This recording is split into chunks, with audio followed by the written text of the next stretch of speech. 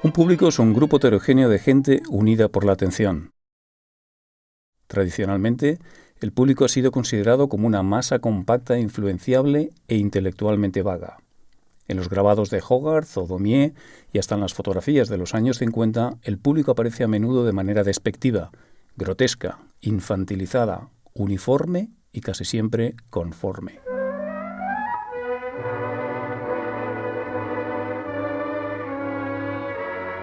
Porque cuando se posee la mano convincente, la multitud va detrás de esa mano. Cuando se dice la multitud por ahí, la multitud sigue ese camino.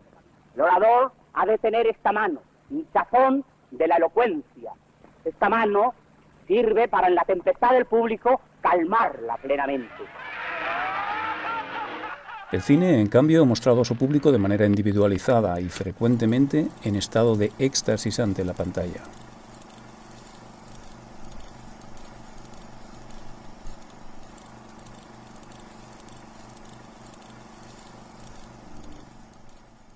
Is there something I can do for you?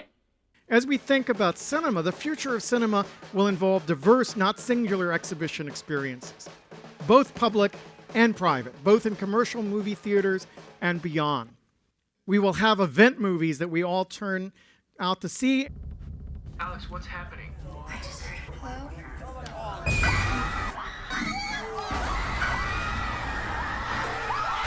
And we'll have movies that we will watch when we have time, and we'll watch by whatever device we have handy. See right there?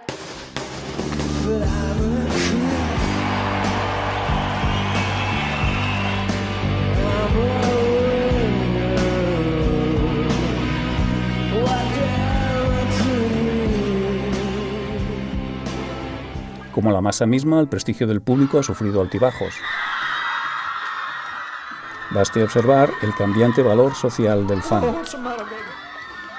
De aquellos 50 millones de fans que no podían equivocarse,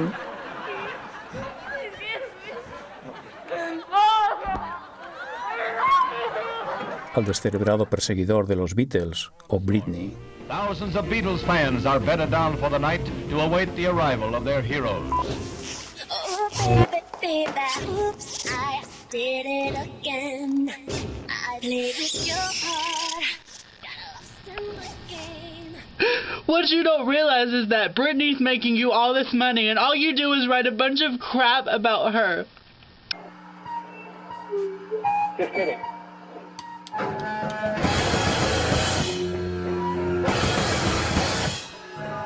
And because all you people want is more. Leave her alone. Y vuelta de nuevo al fan respetable, el prescriptor proactivo, brújula en el caos de la oferta en red que ha arrinconado al antes autoritario crítico profesional. El papel del público ya fue atizado en las últimas décadas del siglo pasado, desde el arte performativo, el living theater o el cine expandido. It comes in two terms. It's us and them. What we're after is to make it we. There's been a lot of great solos, in history. There's been Christ, Buddha, Ramakrishna, a lot of great solos, and it's never been enough, and we're trying to get an orchestra together.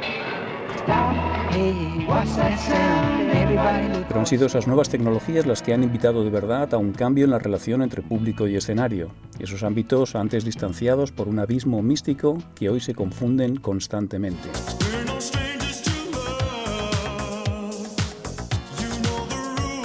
Vemos, alteramos, valoramos, contribuimos y compartimos como parte de una misma experiencia, en la que ya no es tan fácil considerar al público como un ente mesurable, pues hoy no comparte tiempo ni espacio. Es activo y modifica su opinión sobre la marcha, compartiendo información e interactuando con los responsables del evento.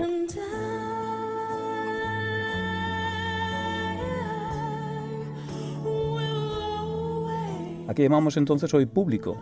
¿Y cómo lo imaginamos, valoramos o reconocemos? ¿Es una cifra debajo de un vídeo? ¿1 millón de likes? ¿Cuánto cuentan?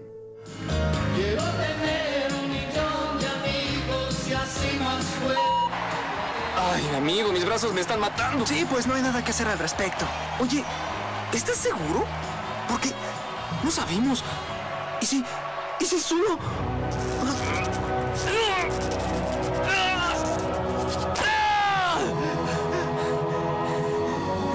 Todo este tiempo nos pudimos haber movido, pero nadie tuvo la inteligencia o el coraje para intentar. Además de este joven de espíritu libre. ¡Es diferente! ¡Acaben con él! ¡Sí, acaben con el progreso! ¡Espera, qué pasa conmigo! ¿Es tan público el que acude como el que compra o piratea? ¿Hay masas que avalan y masas que desprestigian?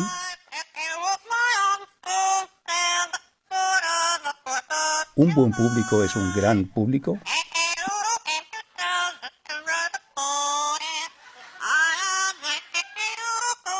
Having more superficial electronic contact with others does not improve our lives. If anything, it detracts from it, as life becomes less human. Y sobre todo, por dejar nuestra opinión en todas partes, ¿de verdad somos partícipes o tenemos alguna capacidad real de transformación? Shut up and take my money.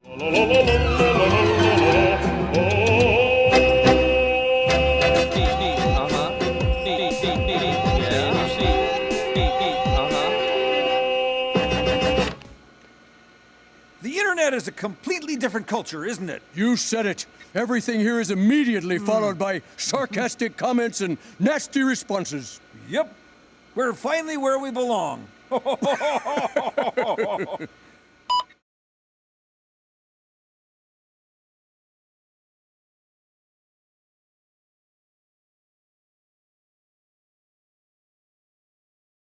El concepto de público en los últimos años o décadas ha ido fragmentándose.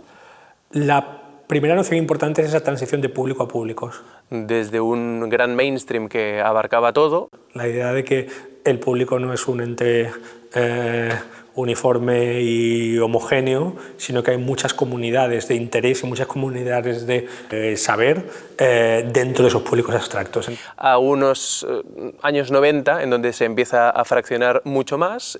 People who know this stuff much better than I do are all forecasting we're going to live in a future where technology is wearable. It's in our glasses or on our watches or even in our skin or our brains.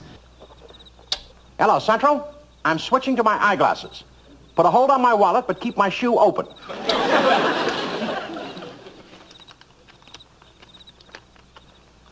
Hello, Checkpoint Baker. Entonces, hay una serie de públicos pues, que sería como muy fácil destacar como públicos ignorados, ¿no? Tiene que ver con los que se sitúan en los indicadores socioeconómicos más bajos. Tiene que ver con determinadas minorías, con las personas mayores, con los discapacitados. Yo creo que en nuestra sociedad cualquiera que no sea hombre de clase media blanca es totalmente ignorado. Tenemos un privilegio brutal por lo masculino, de una cierta edad activa y además de un background étnico y cultural específico, y lo demás siempre son cosas de más, pero no hay políticas específicas ni foco específico en la mayoría de la población, y me parece que es una pérdida brutal, pero tampoco sé cómo cambiarlo, porque no hay ni mucha conciencia de ese privilegio constante a un segmento de la población que es diminuto al final.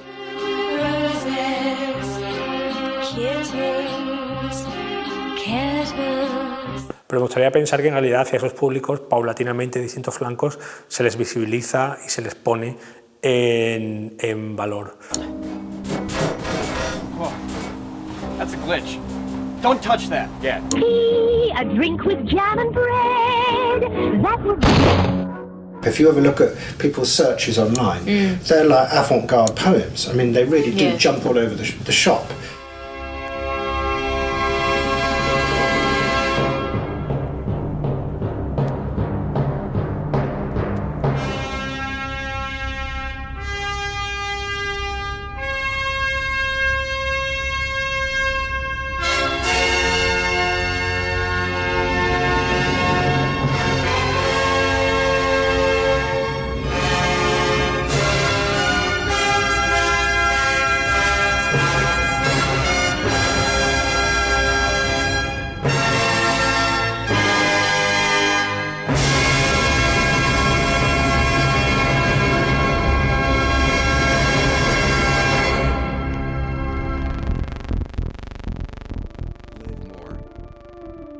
connect more, travel more, share more, smile more, find more, consume more, think more. Big societal problems, so-called societal problems, essentially large problems with large potential impact. They are by essence multidisciplinary. It's not just this one algorithm, this one equation, this one piece of technology. It's bringing a lot of this together. Oftentimes, the best ideas come from taking something that's been understood in one field and suddenly applying it and realizing it solves a problem in another field. It's these seemingly disconnected things that when you bring them together, you realize new products or services that actually change the way we think about transportation or water or healthcare. And we have seen this, and it's sort of obvious now, but it wasn't 10 years ago. So to put it very simply, the assumption so far has been that if you give people enough connectivity, if you give them enough devices, democracy would inevitably follow, right? And to tell you the truth, I never really bought into that argument. In part because I never saw 3 American presidents agree on anything else in the past.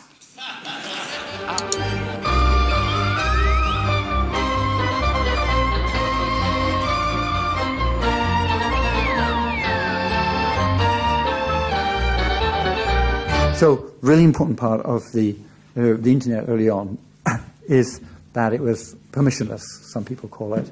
So for me, that's a fundamentally important thing. Now we call it net neutrality. It's part of net neutrality.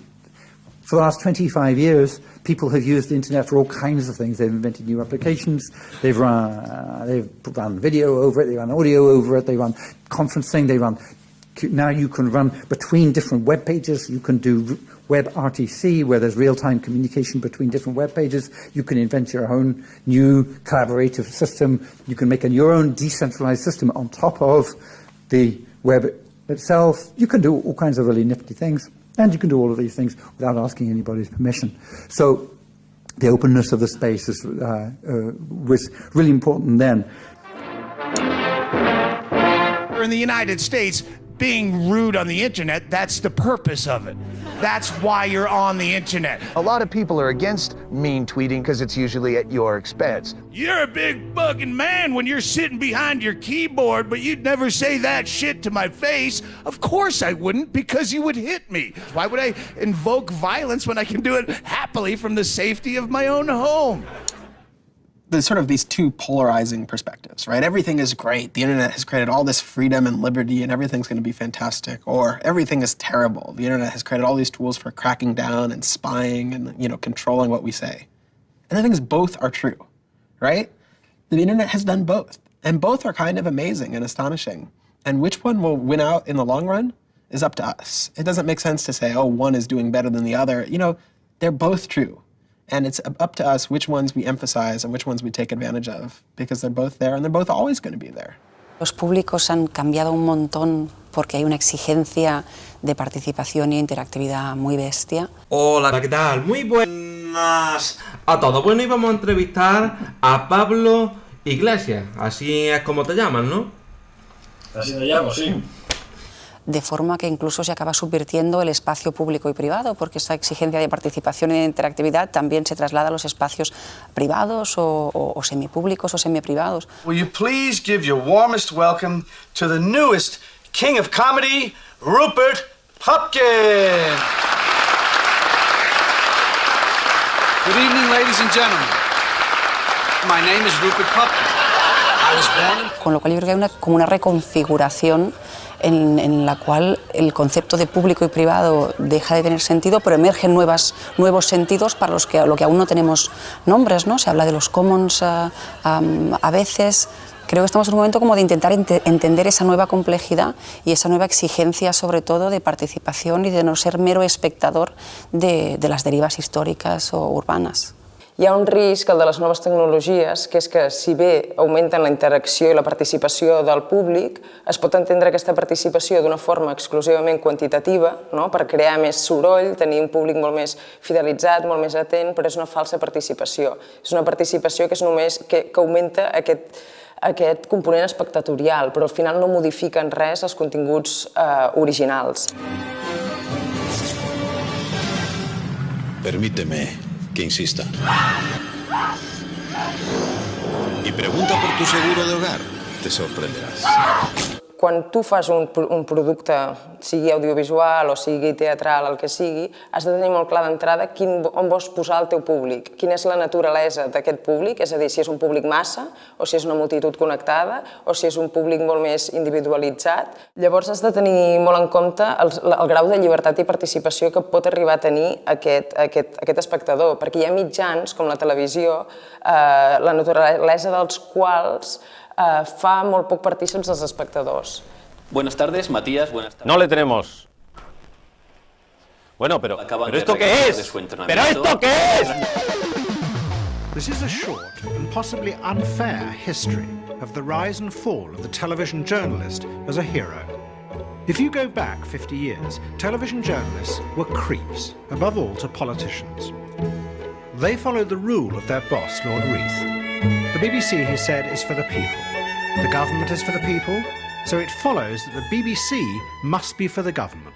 Coming back to the internet, the governments from Russia to China to Iran actually hiring, training, and paying bloggers in order to leave ideological comments and create a lot of ideological blog posts to comment on sensitive political issues, right? So you may wonder, why on earth are they doing it? Why are they engaging with cyberspace? Well, my theory is that it's happening because censorship actually is less effective than we think it is in many of those places, right? The moment you put something critical on a blog, right, even if you manage to ban it immediately, it would still spread around thousands and thousands of other blogs, right? So the more you block it, the more it emboldens people to actually avoid the censorship and thus, win in this cat and mouse game. Right? So the only way to control this message is actually to try to spin it and accuse anyone who's written something critical of being, for example, a CIA agent. And again, this is happening quite often.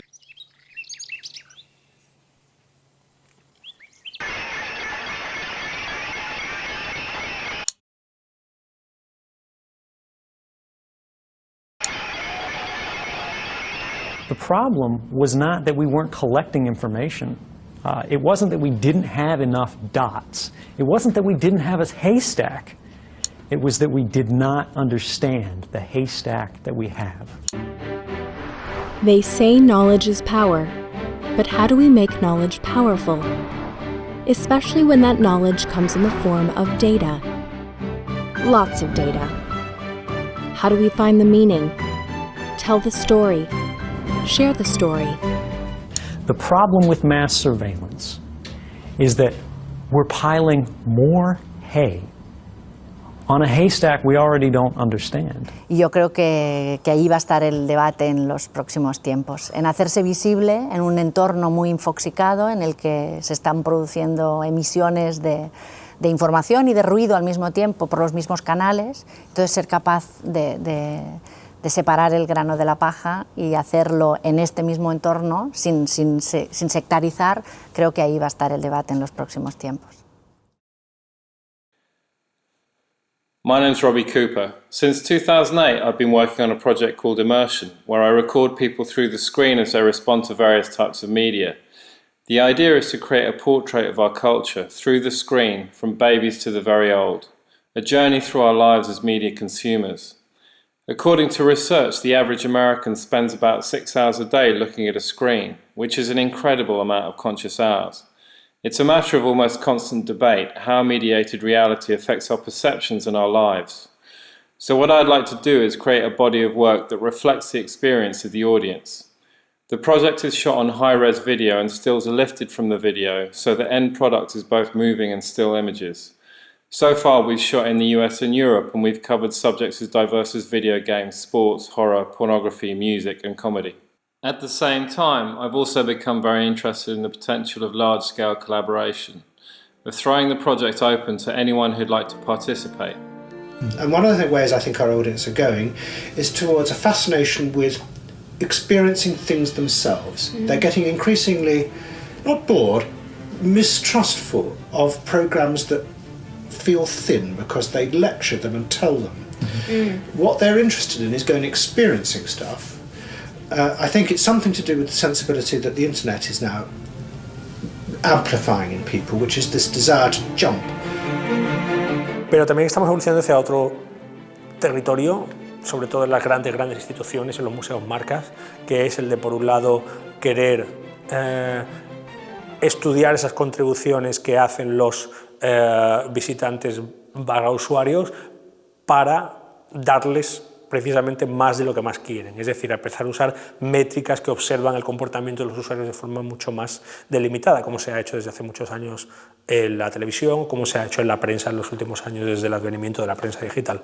Everything that happens in the world today is recorded and posted in the social media networks. All that information is there, and it's a goldmine if we can use it. And that's the challenge that we are trying to address here in IBM. Because analyzing social media and generating useful information from social media data is really hard. Well, how about a glass of wine for starters? Yeah, great. So, are there any other things in your profile that you didn't write about that I should know, or?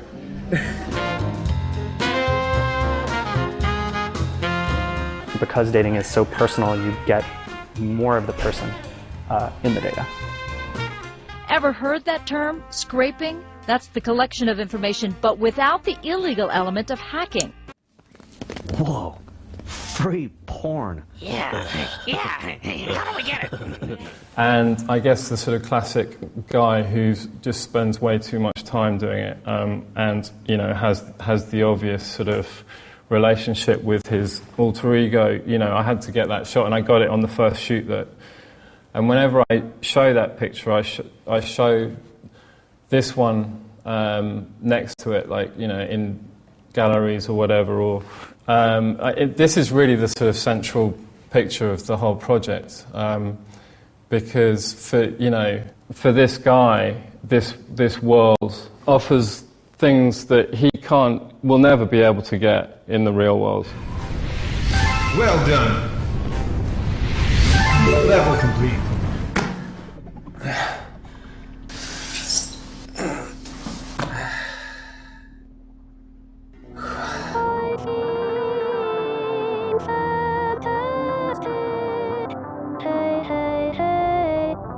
They're obsessed with talking about the internet as a piece of technology, and they don't really realise that what it's about a sensibility, and that far from spending their time cataloguing and recataloguing stuff online, they should be really trying to create much more sophisticated works of art, reportage, and sheer just enjoyment, which jump all over the place. I'm not asking for irresponsible collage or mosaic. I'm just saying your audience's sensibility is very sophisticated now, and you're not making sophisticated enough works to go with it. And they can be really conventional. They can be on television or on radio, but they can jump. And that's what we were up to, I think.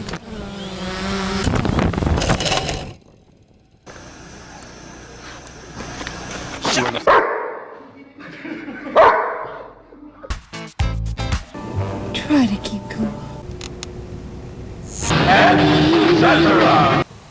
We wanted to demonstrate to you the power of this technology. And so while I've been speaking, you have been scanned. This is all in 3D, and of course you can fly through, but I'm going to ask Doug to zoom in on an individual in the crowd just to show the amount of detail that we can create. You have been digitally preserved in about 4 minutes. I'd like to thank the wizards here. And if you look here, when you type in laugh, there's a whole bunch of things called sitcom laughter. And this is what they sound like.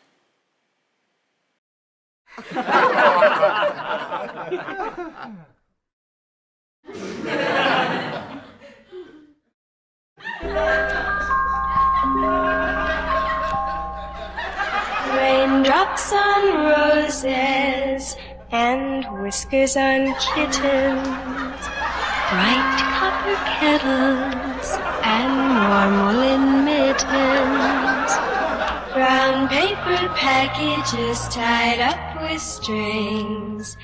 These are a few of my favorite things.